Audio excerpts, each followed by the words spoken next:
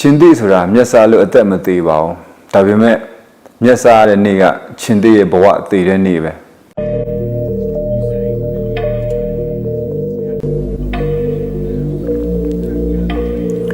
ဒီလိုပဲအိမ်မက်တွေကိုအကောင်အထည်မဖော်လိုက်နိုင်တာထက်စာရင်ဘဝမှာအိမ်မက်မရှိယူပါယုံမရှိအနာဂတ်မရှိပန်းတိုင်မရှိဘဲနဲ့အသက်ရှင်နေရတာကရှင်ရက်နဲ့တည်နေရတဲ့ဘဝနဲ့အတူတူပါပဲ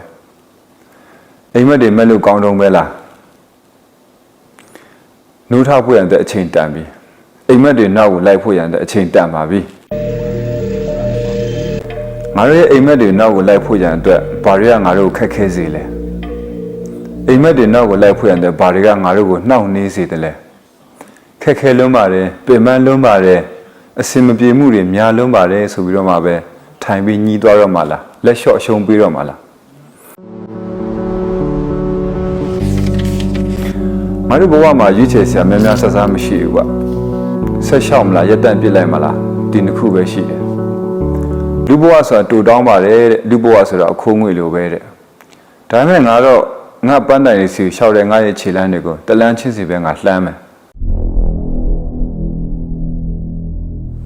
လောဘမကြည့်ဘူးငါရဲ့ပန်းတိုင်ကအဝေးကြီးမဟုတ်တော့ဘူးဆိုတာကိုငါလှမ်းခဲ့တဲ့ငါခြေလမ်းတွေကိုပြန်ကြည့်ရင်ငါသိနိုင်တယ်ဆိုလိုတာကမနှက်ဖြန်ဆိုတာအနာဂတ်ပါအနာဂတ်ဆိုတာငါတို့အတွက်ဝေလွန်းပါတယ်ဆိုတော့ငါပိုင်ဆိုင်ထားတဲ့ဒီနေ့ဒီရက်ပြစ္ဆုတ်ပံမှာငါအကောင်းဆုံးရှင်တန်တာ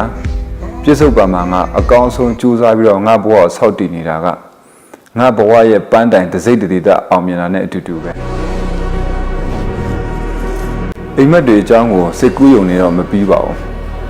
အခုထိအိမ်မက်မဲ့လို့ကောင်းနေတော့မဲလားအိမ်မက်တွေနောက်ကိုလိုက်ပါတော့ခိုးပြီးစားတဲ့အတီးကတကယ်ခြုံလို့လားငါအတွက်ကတော့ကြိုးစားပြီးရတဲ့အတီးအပွင့်တွေရဲ့ခြုံမြင်မှုကြိုးစားပြီးတော့မှရတဲ့အတီးအပွင့်တွေရဲ့အရသာတွေငါပို့ပြီးတော့မှမဲ့မောတယ်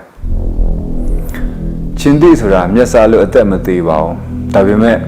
မျက်စားတဲ့နေ့ကချင်းတိရဲ့ဘဝသေတဲ့နေ့ပဲJust me, it's the echo of king, it's the whole family. Shoulder to shoulder, shield wall tight. We don't run from the bull, we bring the fight. You thought it was one man, nah, look at